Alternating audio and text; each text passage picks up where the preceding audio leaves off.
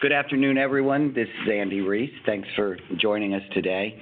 I want to remind people that this is recorded, and as soon as possible, the recording, along with a transcript of the recording, will be posted on our website. So just to provide an update in terms of the data, people may have noticed that starting Tuesday morning, COVID-related diagnoses, deaths, and recovery are posted on the district's coronavirus.dc.gov website regarding DDS. Want to just give a small explanation regarding recovered, because the recovered number might look low to you, but if you look at the recovered number for the overall cases in the district, they don't have the direct day-to-day contact with people. They have all the data on people who have tested positive, and they have data on who's been hospitalized and who's been released. So when they're looking at recovered, they're looking at people who completed treatment in the hospital and were discharged.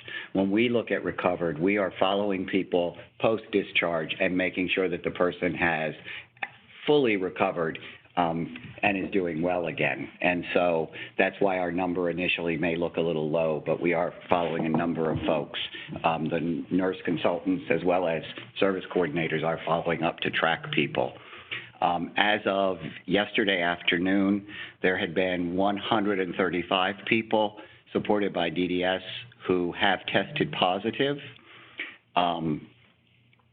Just to provide some context for you, people may recall that last week we reported 86, so that seems to be quite a significant jump for the week.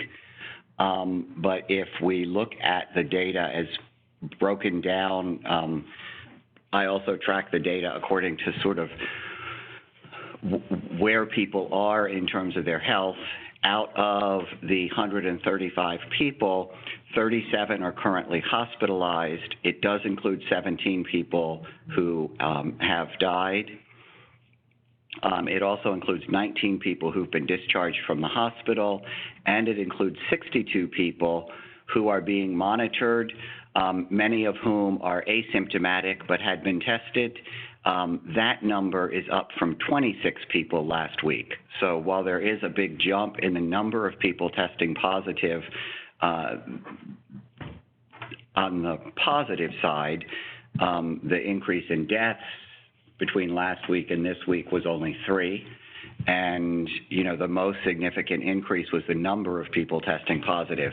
And that was people who are being monitored, as I said, many of whom who are asymptomatic, and that increase is due in part to, as we discussed last week, there has been a change by DC Health in terms of the recommendations for testing. And at this, initially, testing was only recommended in order of priority for people who were experiencing symptoms. There were different categories of people, but all of those categories were people who were currently experiencing symptoms. And then as of last week, that was updated to include people who are at high risk, who have had a contact. And in just a couple of moments, Winslow Woodland is going to talk about the steps we're taking with all of our providers so that we can identify the people at high risk and take the steps necessary to get everyone tested so that we will see our numbers perhaps go up, but so that we have a better handle on what the current situation is in terms of the most vulnerable people that we're supporting. Primarily people in ICFs and ResHabs, but we'll be looking at all of our placement types in terms of looking at people who may have had an exposure in another placement as well.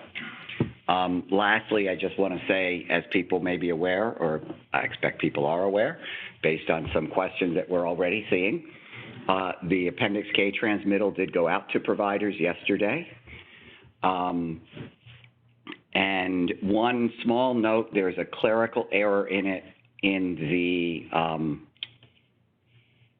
the one column for the modifier code. there's a 1 in where it should be an I, and we will be sending out that correction by Monday so that when people bill, you will submit the bill with an accurate modifier so that those go through smoothly. We are also, once again today, joined by DC Health, as well as, so we have staff from DC Health, so if there are questions, particularly questions have come up regarding testing and PPE, DC Health may be able to step in to help us with some of those.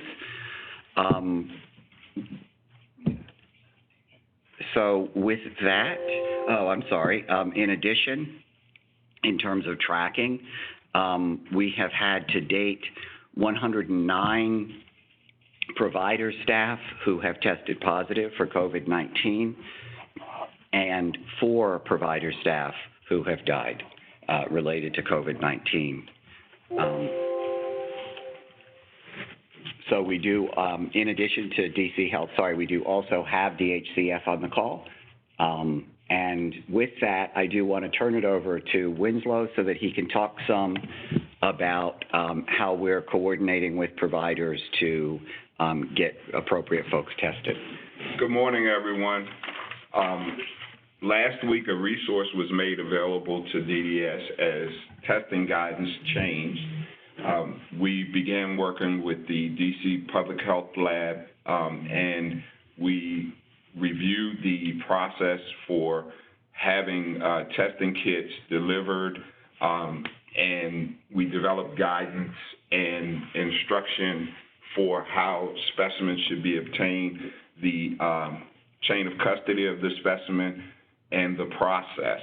I'm happy to report to you that yesterday we did have a provider utilize the process that was developed with, in conjunction with the Public Health Lab. Specimens were obtained and they were to be picked up by 8 p.m. yesterday, which a courier does provide that service working with the Public Health Lab. With that said, prior to the process being implemented, the assigned health and wellness nurses were tasked with conducting an assessment of their assigned providers' ability, skill set, willingness, however you want to define it, to be able to acquire the specimen safely, and whether they had the appropriate PPE to do so, and whether they had the resource to store it according to the guidance from the Public Health Lab. We did have one provider obtain 2 specimens yesterday, as I said, and we're very pleased to offer that as a resource where available to providers. I'd also like to acknowledge the fact that our physician consultant, Ernest Brown, has also conducted testing working with at least 2 providers prior to the implementation of this new testing process. Dr. Brown is, as you know, our consultant, and he also is a community-based physician who does house calls. The process is being refined as we go along. I haven't met with the team to determine if they had any new information to add to refining the process, but I would just like to share that and offer that as a resource to anyone who has had someone that's exposed and those who are considered at risk. And just so people are aware, there are the public testing sites that are available in the district, and you can make appointments and go to those sites for testing. As I look at them, for many of the people we support, I'm not sure that's the most appropriate way to do the testing. Aside from requiring an appointment, which is fine, there is caution on the site that although you're making an appointment, you can expect to wait between 45 and 75 minutes when you arrive, and there are no public restrooms available. So keeping that in mind, if you go to coronavirus.dc.gov, you can see the information about those public sites and how to make the appointments there. I should also add that from nurses reaching out, we have found that providers are using other resources to also provide testing.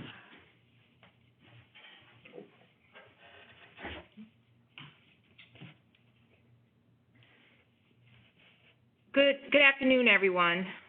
Wednesday afternoon, the DC Hospital Association updated its guidance for hospital visitor restrictions for COVID-19 to expressly allow for a designated support person for patients with developmental disabilities.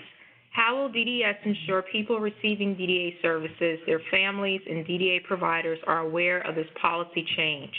How will DDS work with providers to ensure they proactively identify staff willing to serve as a designated support person during a hospital stay or stay for a person they support? So, as people should be aware, the providers that are on the line, we sent this updated guidance out this week as soon as we received it, advising them of the change that was made by the Hospital Association. This change in guidance is reflective of the understanding that there are occasions when a person with a developmental or intellectual disability may require support from someone in order to adequately access their care at the hospital. This isn't new for our providers. We have had people in the past who, when they are in the hospital, have a need to have a familiar person there with them to help them in receiving whatever treatment or to help them with eating meals if that's an issue. And so this is something that I think our providers have dealt with before. And as the providers are aware, it is included in the Appendix K that staff that are needed to support the person when they're in the hospital can be paid under the waiver even while the person is billing the state plan for the hospital stay. But it's not expected to be, I don't think this was included to say that there is relaxed visitation for people with intellectual and developmental disabilities. It's a recognition that there are circumstances where people with particular disabilities need additional support in order to adequately access the care in the hospital. And so when this is an issue, what I had asked in my instruction when I forwarded this new guidance to be sent out to everyone was to just say to providers, if there are any issues that you have with a hospital allowing for this, to please get in touch with us, or my understanding was that Quality Trust would also make themselves available to help providers in these circumstances. So you could contact either of us for advocacy if there is the circumstance where this is going to be required.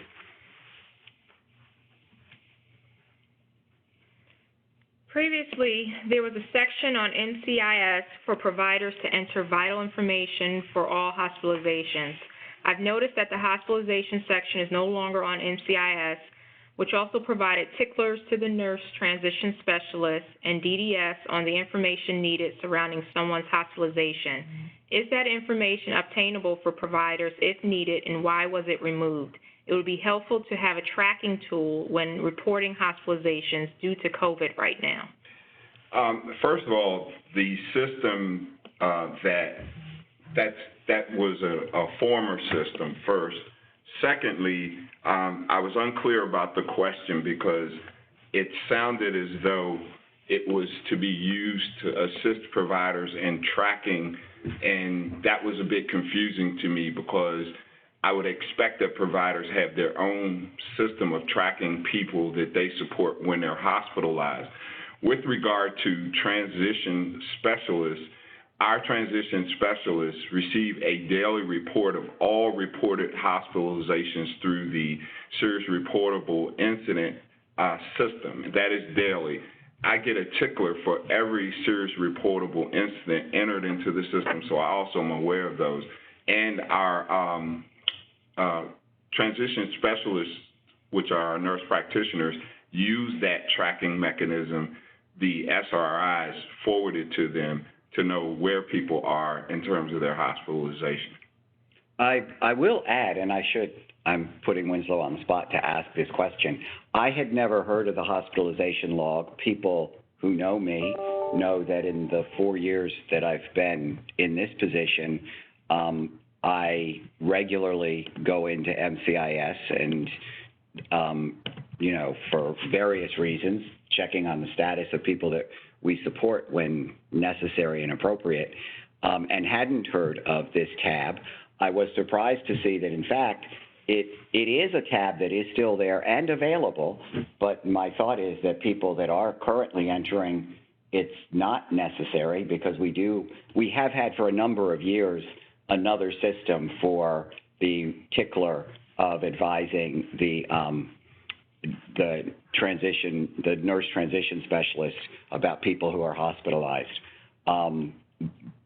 But in following the COVID-related hospitalizations, that hospitalization tab actually it is very helpful, because what I currently do is for everyone who has been diagnosed with COVID, I am looking regularly at all of the notes, and now I see that there's a place I can look for their discharge date from the hospital. But I was going to say to Winslow, I don't know that there is the need for those of you who are still using it to continue to do so. Not at all. So to the extent it's helpful to you, please continue to use it. It is there and it is active.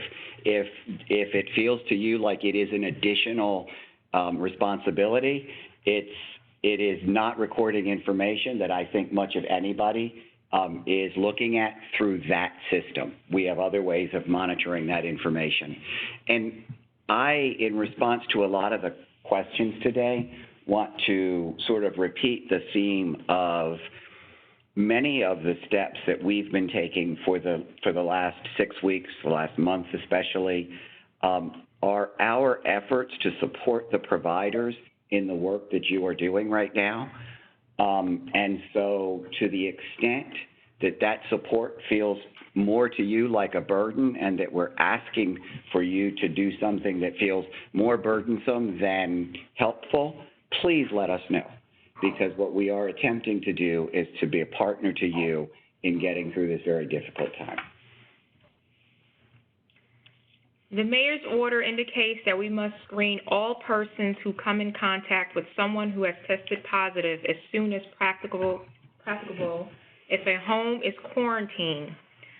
Does waiting until the staff, indoor persons, are out of the quarantine qualify as soon as practicable? Does this apply to staff as well? The order also requires that screening includes a questionnaire regarding COVID-19 symptoms. When, how frequently, and for how long? So just to be clear, the mayor's order requires screening of anyone who comes into the home.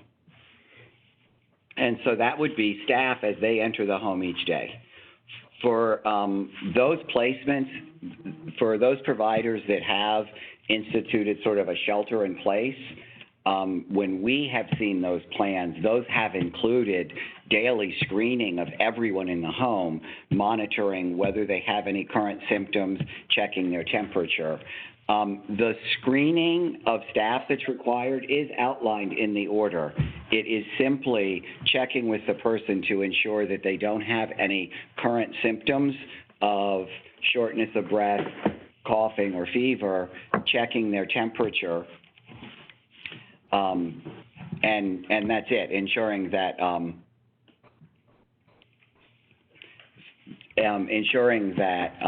the person is healthy when they come on duty, and ensuring that anyone who enters the home is healthy. The mayor's order was posted to our website, and we also sent out a transmittal that detailed all the requirements of the mayor's order, and that is also on our website. Sounded like a question because it was, and the answer was yes. Providers have received calls from DDS requesting names of staff members regarding the tracking of COVID-positive staff findings. What is the plan for the usage of this information?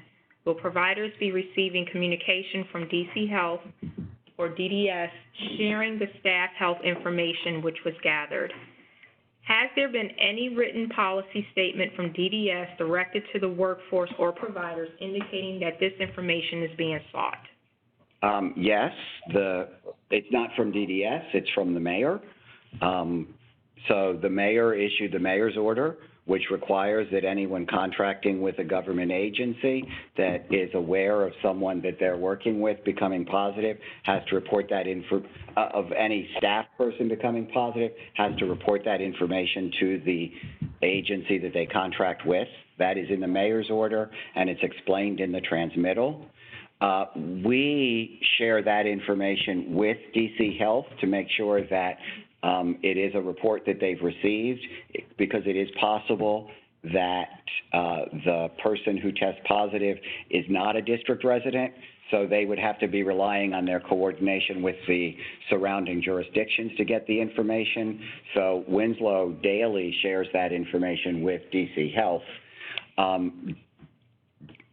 People's personal health information is not shared by DC Health or DDS with anyone else. What DC Health does, though, is reach out, and they're here and could answer if they wish, but they reach out to people who test positive to make sure that the person has everything that they need to make sure that they understand what needs to be done to take care of themselves, that they are able to stay at home, which is what they're required to do, that they have all the things they need to do that.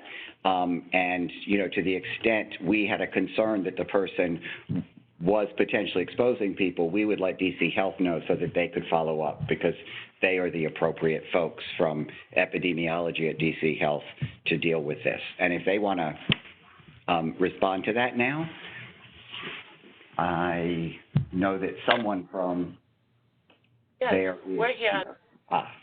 Yes, this is DC Health Epi, and I think you outlined it perfectly, and that is exactly what we do. And if there is, for example, an employee gets reported to us, we do try to make sure that we follow up and ask questions to see if there were other potential exposures, and asking if that employee might be working for another agency to try to help with that, and to see if there's anything we can do to help assist in that regard. So I think you outlined it perfectly, and that's correct. Thank you. What is DDA's actual written plan for dealing with this crisis? Like the provider emergency plans, is there a written document that the departments have drafted which outlines the possible issues? What will be done to address or resolve them? Who will be responsible for different aspects?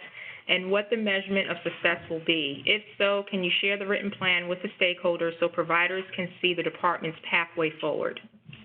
So there's an operations plan for every agency in the district government, and those are posted on our websites.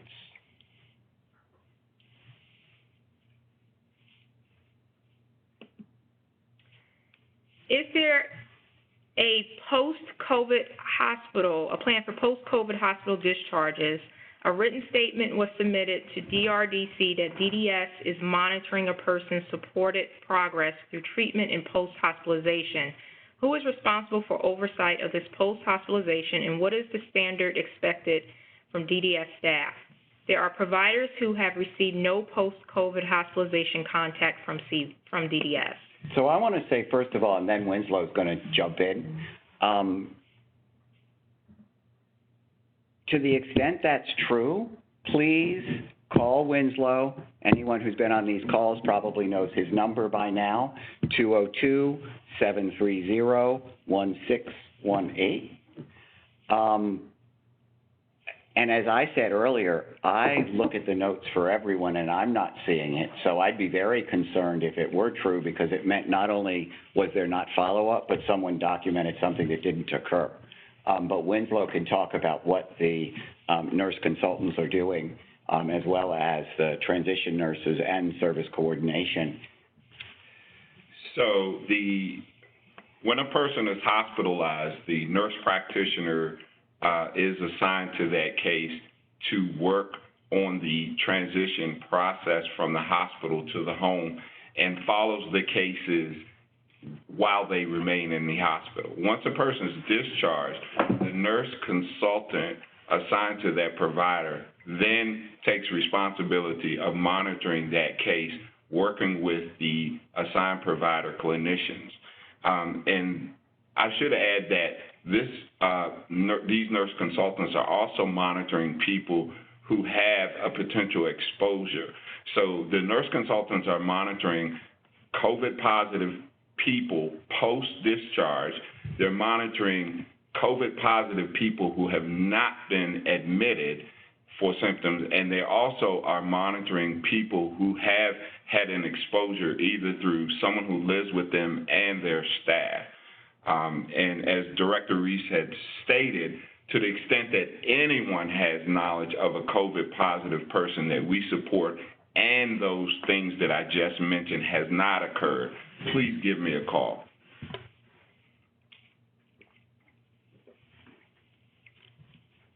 It was stated that quality resource specialists have at least weekly contact with all provider agencies to track current staffing levels. When did that start? How are those QRS calls confirmed by the leadership team? Who is doing the staffing level tracking, and what does that data indicate thus far? So our QR specialists, or quality resource specialists, do reach out to every provider at least weekly. In addition, the quality resource supervisors are also reaching out to providers if issues arise. And I get a report almost every day on what's going on with any issues that come from providers. In addition, the QR teams report to their providers at least twice a week on just a full status update of what's happening for every provider in the field. And then every other week, I get a report from QR directly, each QR specialist, outlining what they've done, who they've contacted, and issues that have been raised. We've also completed the list, combining all the lists of employees, and are currently processing and analyzing that in real time on a frequent basis. It was stated that DDS's nurse educator has met remotely with directors of nursing of all provider agencies and has developed technical assistance materials for provider staff. What do those TA materials consist of, and how have they been disseminated to the providers? There are providers who do not have any DDS materials with respect to TA.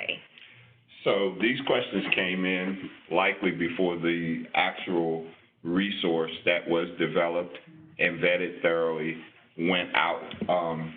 The nurse educator, along with the supervisory community health nurses who lead the nurse consultants, have met with all of the directors of nursing and provided technical assistance. And to the extent that the follow-up to people exposed as well as people diagnosed, the expectation is technical assistance is also provided during those calls. So if anyone has not received that material, please have your nurse, your director of nursing reach out to myself or Dr. Wachuku or to Titi Ilori for those, or Michael Siegelman, because all were involved in the development and dissemination and sharing of that information. Many providers have hospitalizations for COVID where there has been no contact from the DDS consultant. What is the definition for medically complex cases that the DDS physician consultant responds to? DDA developed the clinically complex referral process in August of 2019. This process has specific diagnoses and or changes in health that would prompt a referral to the physician consultant. And with regard to the COVID cases, Dr. Ernest Brown has been consulted in those cases where there are seemingly critically complex issues relating to the COVID diagnosis. Not all COVID diagnosed cases has Dr. Brown been involved in, but when sought, he has responded and provided his consultation.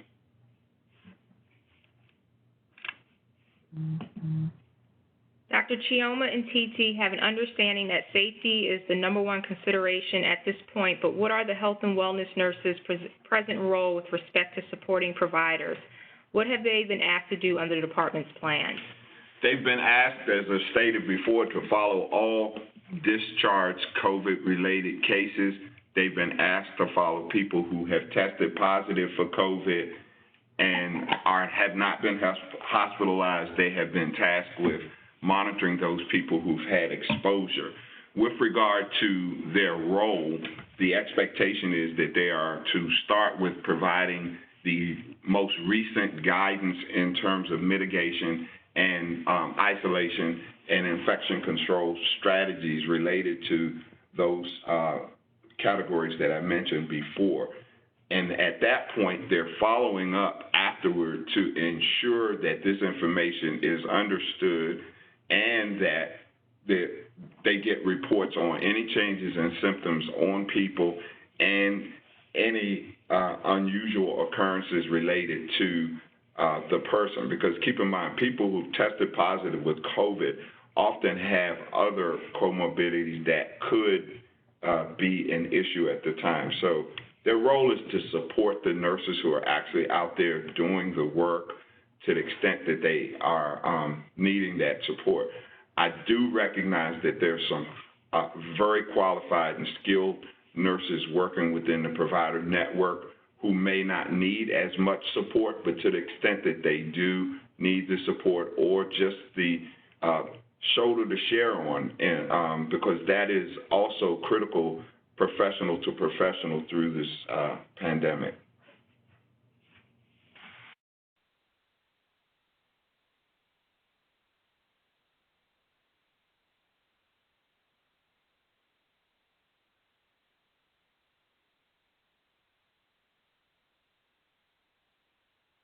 All right, I'm skipping ahead. What is being done to address the funding shortfall occasioned by the companion rate being used for residential supports? The DDS companion rate needs to equal the residential rate, so this is tied into the Appendix K. I think what you need to look at when you're looking at the companion rate, because people who are using the companion service currently are where the folks are not leaving home. And so if you compare the companion group rate to the supported living rate, I think you'll find that those rates are pretty similar. What is DDS guideline policy related in all COVID-19 incidents, investigations? Due to this pandemic progresses, can DDS work together with DC Health to come up with one specific guideline pertaining to COVID-19 incidents? Can you read that again? Sure. What is DDS guideline or policy related in all COVID-19 incidents, investigations? Due to this pandemic progresses, can DDS work together with DC Health to come up with one specific guideline pertaining to COVID-19 incidents? So I imagine this question has to do with just the general reporting in RIs and SRIs as it pertains to COVID-related cases. So I'll start there, just kind of addressing, okay, I've received a couple of questions on this. So in entering RIs and SRIs, the requirement here is that you enter an RI for anybody that you serve that has tested positive for COVID-19. In the description of that RI, you need to just include anyone that they've come into contact with, if it's a family member or anything like that, in the description of the RI. That's it. When I say list somebody, I don't say not the names, just like if there was a partner in the home or if the parent was in the home, just put that detail that there was somebody else living in the home if it was a natural home. Or if they're in another facility, it just says the person has another roommate. So for that is the number one, that's the first type of RI that needs to be entered. For the people that you support, if they've come into contact or have been exposed to someone with COVID-19, that also requires an RI, and in that RI you should put in the description their roommate was exposed, or their roommate was confirmed to be positive and they were exposed by that roommate. So that is the second type of RI that is necessary. If they are hospitalized with COVID-19, an SRI needs to be entered in the same way as it was entered before for anyone else who was hospitalized. And all the information that is required in there is just, it's going to be assigned to the person who was hospitalized, and basically any detail on how, any details that you can share that doesn't violate privacy as to what happened and what took place for that person. For staff, we are asking if a member of your staff tests positive for COVID-19, an RI is to be entered. And in that description, we're asking that you don't put the name. We'll reach out for the name, but we're asking that you just also, for that staff person, an RI is to be entered for every single person that you support that they've come into contact with. So that is the only time that that's supposed to happen. And the opposite of that is not true. So for somebody who you support, if they test positive, you do not need to enter an RI for every single staff person that they come into contact with. Only if it's a staff person who tests positive, that is the only time that you'll enter RI underneath the name of each individual that they support. So just wanted to clarify that. As it comes to aligning with DC Health and DDS, I imagine that's something having to do with issues, and issues will continue in the same way that it has been in the past. If we see something environmental or something along that lines, we'll continue to assign an issue, and the issue needs to be closed. In investigating all incidents, going back to incidents, investigations for staff, there is no investigation that's needed. It's, we'll close that on our end. We just want you to put pertinent information as to what happened. But for people that you support, you need to continue your investigations, and the investigation is not intensive. When I say continue your investigation, it's just putting the results of what took place. So if the person was later hospitalized or any, whatever the other outcome may have been, just notate that, and that closes your RI for COVID-19. I hope that answers all those questions as it pertains to that issue. Thanks. DDS health and wellness nurses are indicating that all persons supported should have their health care management plan updated to reflect COVID-19 risk. However, the supervisory nurse during the nursing roundtable indicated that the person supported does not need to have this on their HCMP. Please clarify the expectation regarding the HCMP and COVID-19 risk. So, thank you for that question. During the nursing roundtable, as stated, the nursing supervisors corrected the process, and the nurse has been advised that her guidance was incorrect. It is the expectation if a person has a COVID diagnosis that their health care management plan be adjusted to reflect that for the period with which they are being monitored for COVID-19. When will DHCF, DDS have a coordinated effort to test all DSPs and provide adequate PPEs to all providers? Every day, more and more persons supported and DSPs are getting infected. At this rate, before long, a majority of this vulnerable population will be infected. It would be much more cost-effective to do testing and provide PPEs than hospital admittance. So I may ask DC Health to address this just in terms of testing, but I will say, as we said last week, the DC Health guidance regarding testing did change last week, but what changed was previously the guidance was only people currently experiencing symptoms would be tested. Beginning last week, people who fall into the category of being high risk, which would be people with underlying respiratory, cardiac, or diabetes or other issues that put them at higher risk for having a serious outcome for COVID, who have a contact, are also currently included in the people that could be tested. There is not at this time a recommendation that staff be tested. Part of the reason for that, we had this question earlier today, part of the reason, there are a number of reasons, as I understand them from DC Health, but part of the reason is if we were to test staff when they arrive to work today, that tells us nothing about their status tomorrow. And what has been put in place are a number of measures to ensure that appropriate infection control practices are in place in homes, that people are making sure there's a requirement that when people arrive to work, they wash their hands as soon as they arrive. There's requirements regarding face coverings, requirements regarding making sure that social distancing is maintained. So we need to make sure that we're addressing all of these. There's also very helpful guidance from DC Health regarding the use of PPE with people who are in ICFs and ResHabs who might have more medical needs in the home, and really give specific guidance about different PPE that is needed in different circumstances to ensure that appropriate PPE is available when it's needed. But I'll step back now and allow for DC Health to supplement any of those answers regarding PPE testing or any other. Hi, thank you. This is DC Health. This is Daryl Hawkins from DC Health EPI. Correct, the guidance did change. It was previously symptomatic persons that we were prioritizing, and now that is extended to those that are asymptomatic.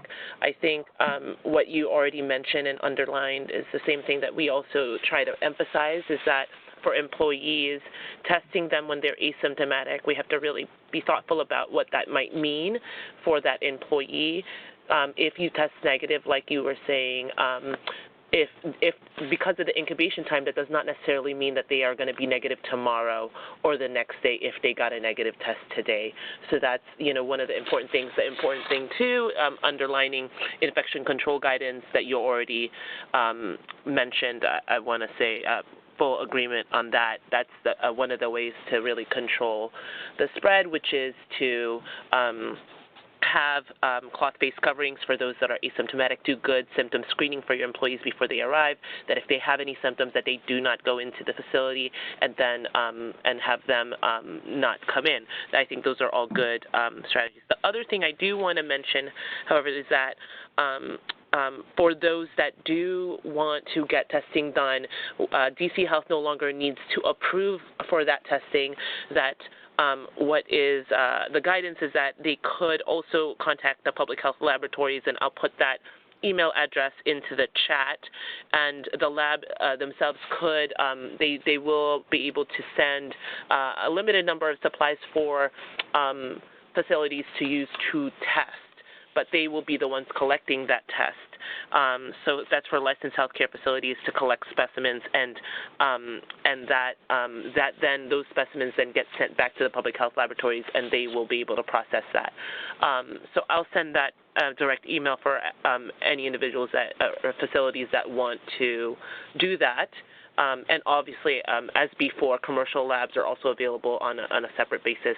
But that's the update that we have to share. With those. The other thing I do want to mention is that we are going to give a webinar on Tuesday that will talk about some general guidances, again, about PPE conservation and some infection control guidance that might be helpful, to those on this call. So we certainly welcome for you guys to attend that webinar as well. Thanks. Thank you. And we have forwarded that information about your webinar to all of our providers. Thank you, and thank you.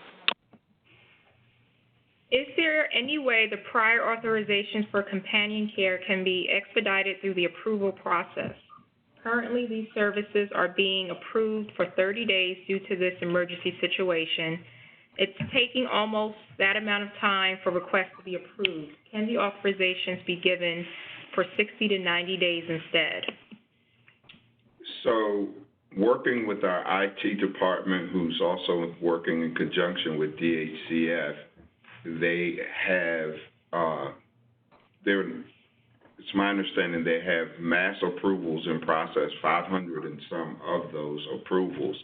I just ask you to consider the magnitude of all of these changes that have been made within this period of time, and we definitely ask for your patience.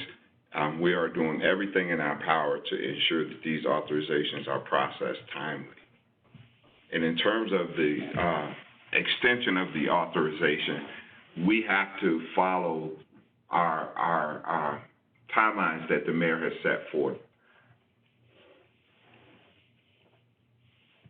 And what is that time? I'm sorry? What is that time frame? What do you mean, the time frame? I think you just made mention of what the time frame that the mayor has said in terms of approving this authorization. I quite agree with the comment from that lady, because if it takes too long to get these mass approvals, so what happened? Could you give me a call specifically, because it sounds like you're dealing with an individual issue. My number is 202-730-1618. To the extent that you are having delays with your, I'd like to know. because it's been reported to me that this was being handled in mass volume as opposed to individually, avoiding the need to have ISP amendments for all of those people, which in turn would have further delayed it. So to the extent that it is not working for you, I'd like to have a call so you can give me an individual case, and then I'll look into the system that we believe is working to determine that it's actually working. Referring to the transmittal that came out yesterday regarding Appendix K reimbursements, we need to immediately know exactly what documentation is required for OT in quarantine homes we can submit to either QRS or contract administrator. All right, so hearing this question makes me smile a bit because I thought we were pretty specific about requiring certified timesheets. I thought we were pretty specific with including staffing ratios and the staffing of the home. What we're looking to do is to ensure first that you are meeting the staffing ratio. Secondly, that you are actually needing to use overtime secondary to that required staffing ratio. And with regard to using staffing agencies, the same thing. But to the extent that you need help getting that done, please give me a call and I'll try to walk you through it. So in terms of questions, I just want to point out, we have about 4 minutes left. We are scheduling an Appendix K training. Do we have a date? So we are scheduling an Appendix K training, and we will send the date out to you for that. What's very clear from this, now, we're going to talk about everything in the Appendix K from DDS's perspective. It's clear that there's we had prepared this based on what is in the Appendix K. It's clear there are a lot of questions about billing, some of which may touch on DHCF's processes. So we may be reaching out to DHCF to see if perhaps they could participate with us in that training to make sure that we address everyone's questions when we have that training. But I just saw there were a lot of questions, and so I'd like to say that regarding the Appendix K, that I think, that we'll be providing a training on it, and I think people got it yesterday. You're digesting it. I want to make sure that we get to any different kinds of questions here in the short time that we have. I would just also like to add that I would ask that if you have any questions specific to the Appendix K that you need immediate responses, or if you want to send them through, please use the email that was included in the transmittal. Your QRS staff will not be able to answer a lot of their questions as it approaches fill-in. So please use the email address included, which I think is dds.covid19billin@dc.gov. So that's the proper email address that you should use for contact, and somebody from the contracts team will reach out to you. Thanks.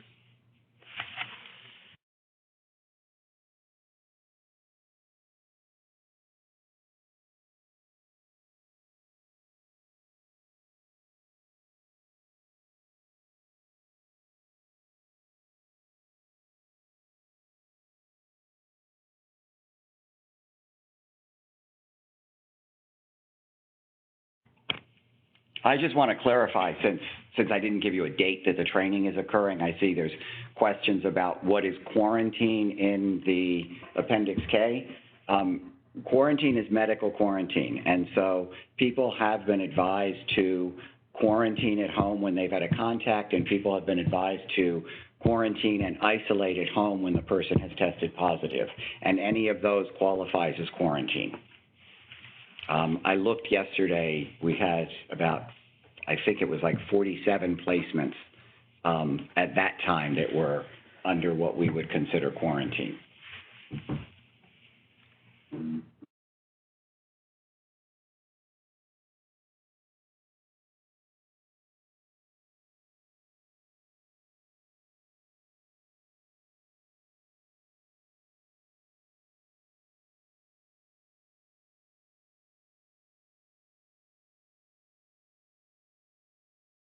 We're just trying to look through the questions to see if they are all Appendix K questions or if there are other things, because as I say, I do want to make sure that if there are other things other than that, I do see a question here about issues related to PPE.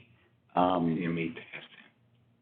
And, you know, the ability to get PPE. We have directed people before, and I know that DC Health, through Health Emergency Preparedness and Response Administration, has been working with providers. They ask for an inventory of your current PPE.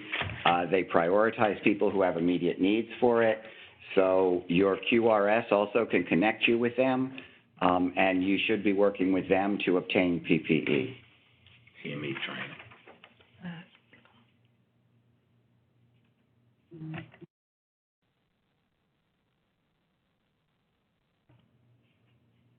Are these testing kits that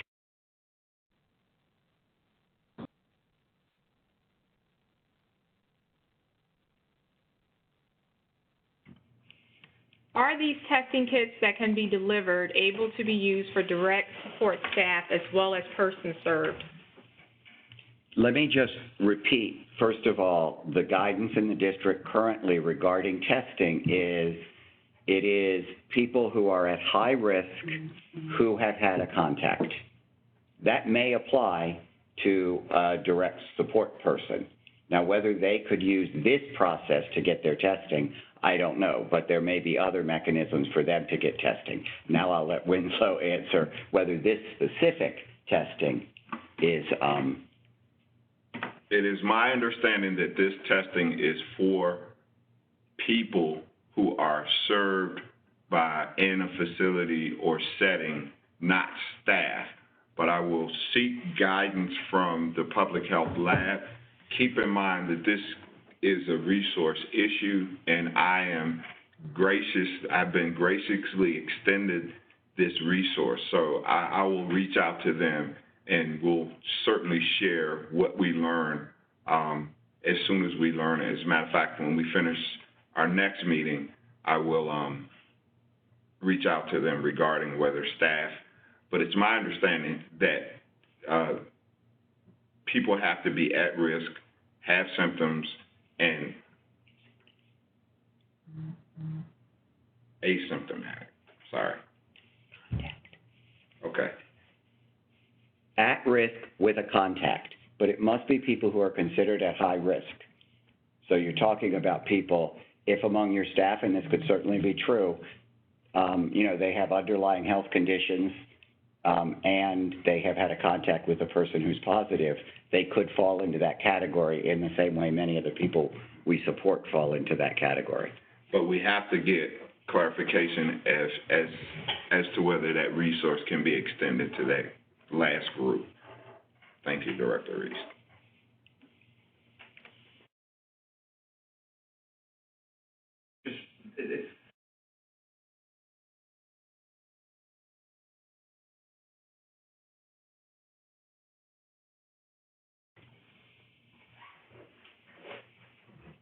Our staff have been told that virtual meetings are to be held through Skype and not Zoom due to security issues. There is a way to hold a Zoom meeting that is secure. Skype does not support the needs of our deaf staff. They need to have an interpreter to participate. Can we get some flexibility with virtual meetings? I'm happy to forward the security information to our IT staff provided. So the District of Columbia on whole has required that we do not use Zoom for meetings due to security issues, so that is not something that DDS can address.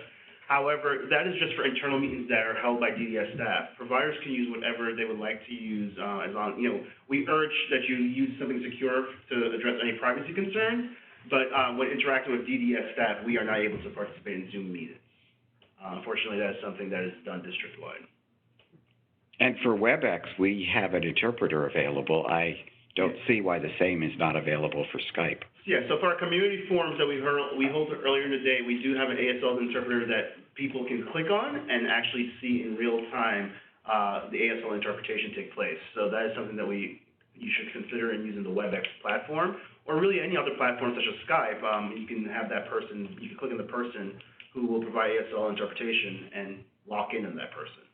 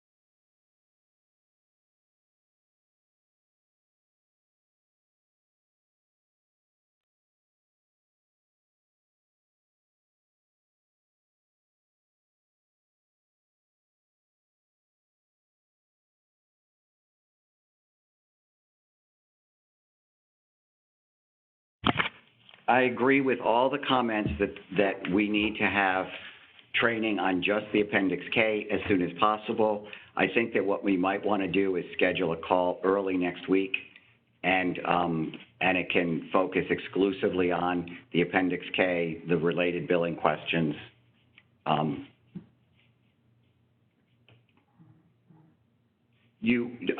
answering your question at the end since it's not Appendix K. Amy, that is correct. District government employees are not allowed to use Zoom to participate in meetings.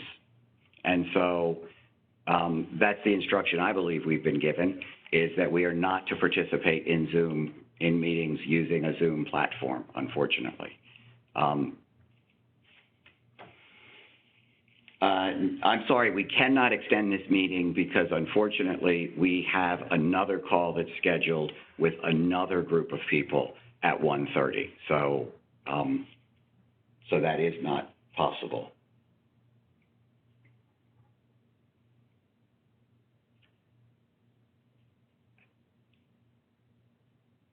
You know, in the same way, I can only provide public health guidance that's provided by DC Health. I can only provide AT guidance that's provided by Octo. So when Octo directs us that we're not to use Zoom, we can't use Zoom. I mean,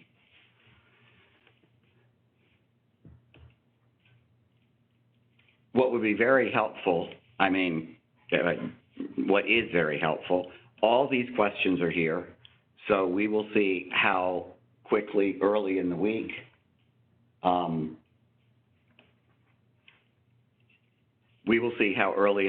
we can schedule a call with everyone so that we can answer all of the Appendix K related questions. Immediately following this, we'll reach out to DHCF to check out availability from them for the call, since some of these are going to be billing related, and we may well not know the answers to those, but we'll see if they could have a person available as well. And then we can walk through every single one of these that you've given us about the Appendix K.